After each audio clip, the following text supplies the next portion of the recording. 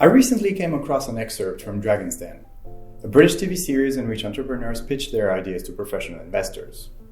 In this particular episode, the founders of a fractional art ownership startup proposed their business model to investors, unsuccessfully. None of the so-called dragons wanted to invest in the company. Given that Epsilon ArtShare offers a new way to invest in fine art that also incorporates fractional ownership, I wanted to look at why these experienced investors didn't believe in the model they saw, and how Epsilon ArtShare is different. Let's have a look at some extracts. We have created a place where anyone can invest in art and support artists' careers with as little as a $5. So how do we do that? It's pretty simple. We sell shares of artworks. So we have a primary market where you can buy shares of artworks directly from artists and galleries, and a secondary market when you can trade those shares with other users. So basically you're democratizing art ownership. That's Yes. Correct. The Epsilon ArtShare app also offers interests, or shares, in artworks for sale. However, we aren't democratizing art ownership.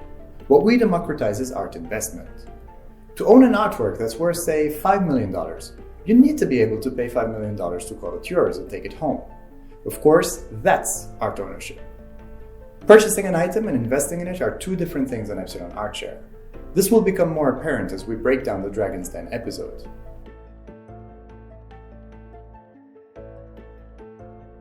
It's almost like crowdfunding art. So does it work like crowdfunding in as much as it has to reach a certain price for it to become targets, yes. sold? Yes. Mm-hmm.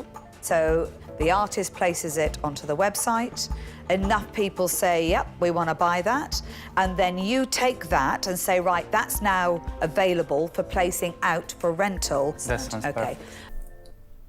We often hear that our business model is also like crowdfunding for art. But that's not true. At Epsilon ArtShare, we buy artworks from collectors at advantageous prices and then list them for sale on the app at their current market value. Users can clearly see how much we paid for each item and the minimum price we're selling it for. They can then invest any amount they wish in the item based on its cost price. When the item sells, they receive their investment back plus their share of the proceeds earned from the sale. How many users do or don't invest in an item has no effect on its sale price. An artwork on the app can sell even if no one's invested in it at all. Conversely, a user can buy up all the shares in one artwork, but they haven't purchased it. Instead, they've significantly invested or partnered in the sale of it. Therefore, investing in the sale of artworks on Epsilon ArtShare is completely different to a crowdfunding model. Where do you make your money? Where are your touch points of cash? We get 10 to 25% of commission on the primary sale, so the first time that the artist sells. This is an important part of this video that highlights how Epsilon ArtShare is different to other companies experimenting with fractional art ownership. In all the fractional art ownership business models we've seen, users invest in artworks based on their current market value, and the platform makes a commission on that. This is a speculative style of investing that only makes money if the item's market value increases significantly over time.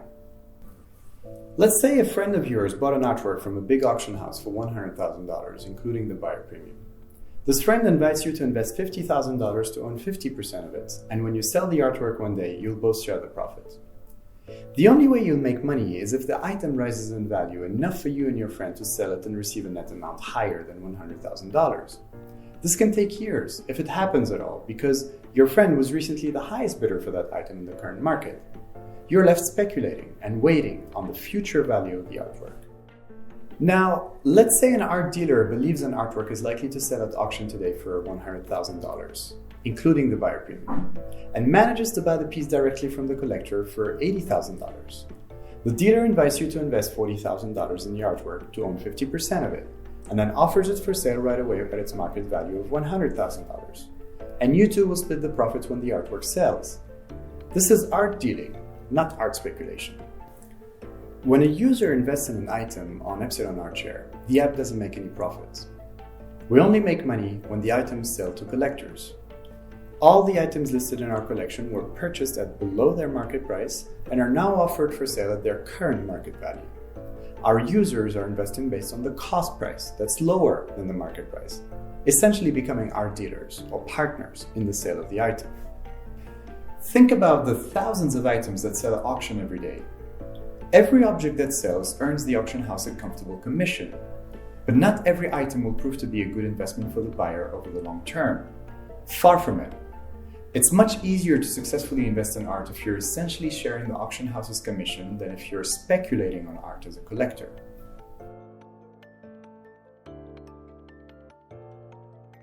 I've got more chance of taking a pin on the stock exchange and knowing that I can always turn my money into cash. Yes. Here, you could be locked in forever.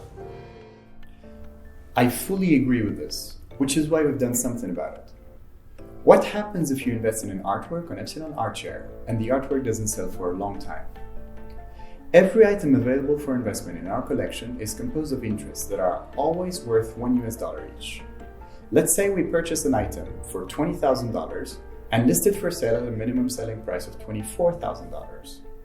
The item would automatically be composed of 20,000 interests at $1 each, not 24,000 interests. Remember, our users invest based on the cost price, not the selling price.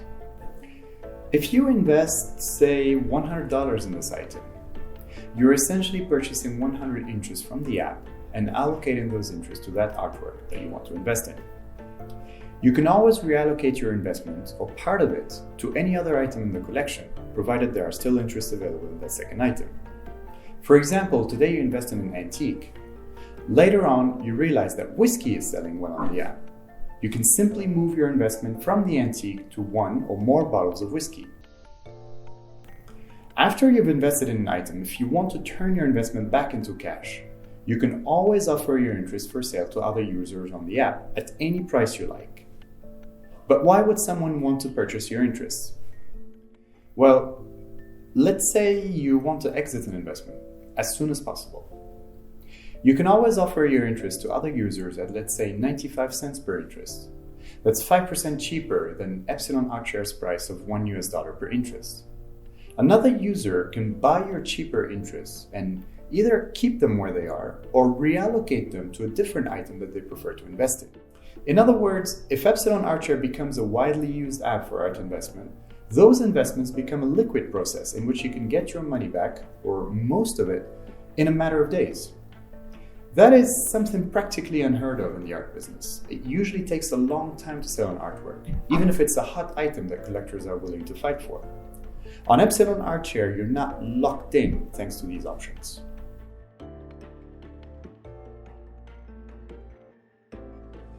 Put it this way, if I buy a piece of art, I buy it for myself.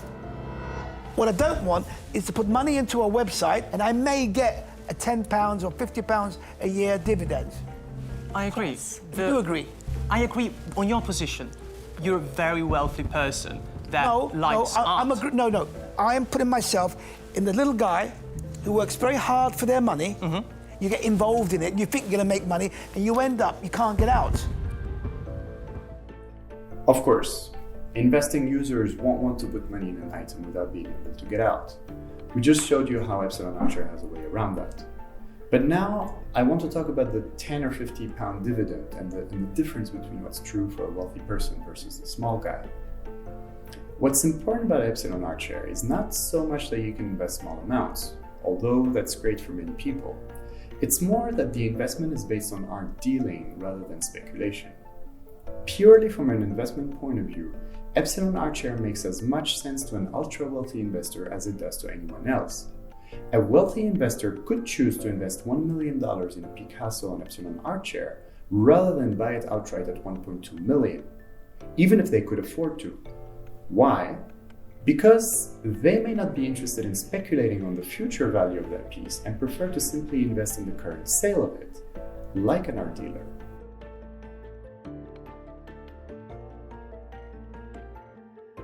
If you had come here and said, we have an opportunity to buy the art 50% cheaper, it would normally sell for, and we would then, at the right time, put that piece of art in an auction and make a profit, that would make some sense. That's art dealing. That's yes, how art. it exists. Yes. What the professional investor suggested here is exactly what Epsilon ArtShare does. However, there is a small difference.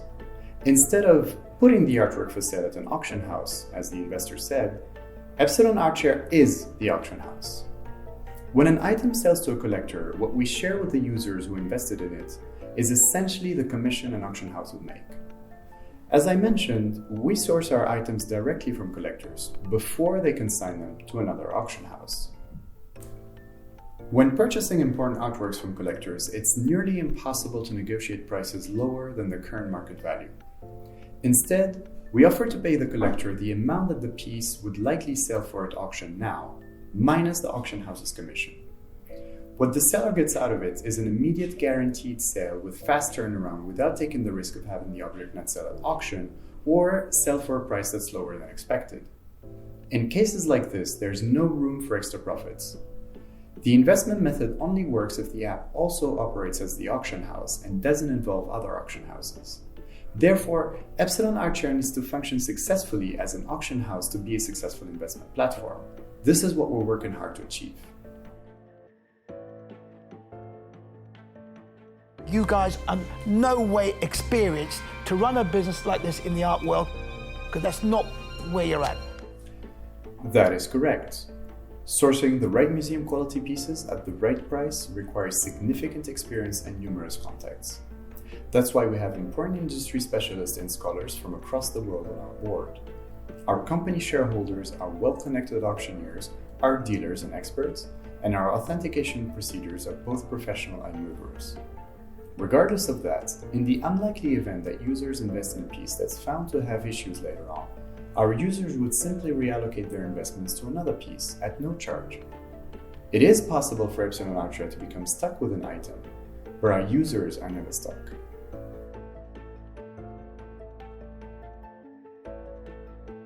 And we can take as little as 10% commission and make sure that all the rest of the money is going to the artist.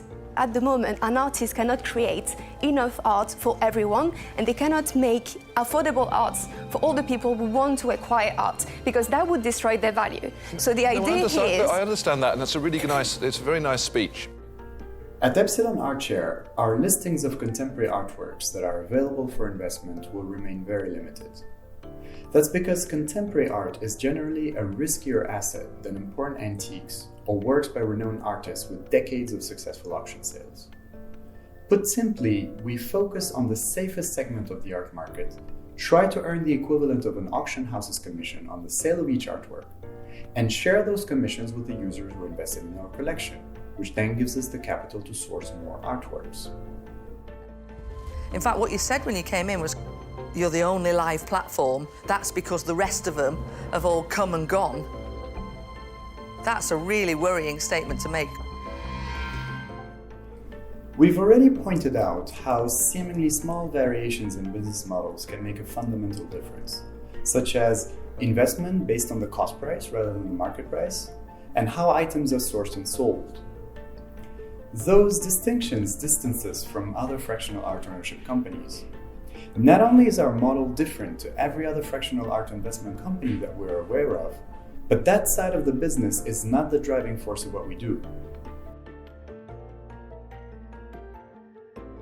The main problem I have with your business is that you put too much value in the fact that people think, I love that art, I'd love to buy a bit of it. But when it comes down to it, I'm not so sure that those people would just put that money in that art as a fractional ownership, not know if it's going to ever be rented out and get dividends, or not know if they can actually get out of that. Although I understand the romanticism of owning, say, 1% of a Picasso, I agree that it doesn't make financial sense to invest in an item just because you love it. When someone owns a percentage or a fraction of a piece of art, they can't bring that piece home. They can't enjoy the prestige and appreciation of owning the item exclusively, which is part of what inspires collectors to buy pieces. The overwhelming benefit of fractional art ownership is purely financial. It's an investment that needs to compete on a numbers level with the stock market and other investment avenues. Despite what some people think, this is difficult to achieve through art. When you look at certain indexes, they might tell you that prices for a particular artist have climbed an impressive 20% across a single year. But what the indexes don't say is that if you have purchased an artwork at auction for $100,000 a year ago, and you sell it at auction for $120,000 today, then you have actually lost money. Because after deducting the buyer premium and the seller's commission that the auction house keeps, you will only receive around $90,000. On top of that, there are shipping costs, insurance, storage, framing fees, possible art consultant salaries, and so on. So what looks like a 20% increase on paper is still not a profitable investment at that point. Again, users who invest in items on Epsilon ArtShare don't co-own artworks that are speculated to rise in value over time. Instead, they become partners in the current auctions of items with the sole purpose of receiving a commission when the item sells. That marketplace, I think you have got too many forces running against you. The big collectors, the people who are making millions and millions, the ones who decide that is brilliant and that is rubbish, they don't want 100,000 people buying their art. They are constantly looking for that rarity. And those are the forces I think are against you. When we source pieces for our collection, it's purely Epsilon ArtShare who purchases and owns each piece. The seller can rest assured that he or she doesn't have to deal with 100,000 people. Once an artwork is listed on our app for investment, it belongs to Epsilon ArtShare entirely, and we have no issue dealing with 100,000 investors. In fact, we love that idea. For collectors interested in buying the piece, they bid on it through an auction process just as they would to buy an item through Christie's or Sotheby's. The number of users who invested in the piece is irrelevant to the buyer, it doesn't affect the sale price, and all that matters to the collector is that the item has that rarity they're looking for.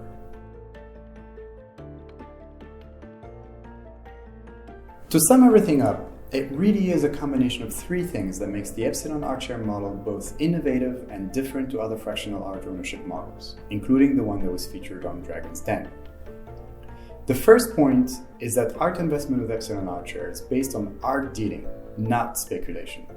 It is much easier for an art investment to be successful that way. The second point is that Epsilon ArtShare makes art investment a much more liquid process than traditional art investment. This advantage is practically unheard of elsewhere. The third point is that because you can invest any amount you like, you can start with a very small amount that feels comfortable for you. This is the benefit of fractional ownership. Thank you so much for staying with me and learning more about what we're trying to do at Epsilon ArtShare. You can download the app from your app store, and if you have any questions, please feel free to contact us. Epsilon ArtShare is more than an online auction house and investment platform.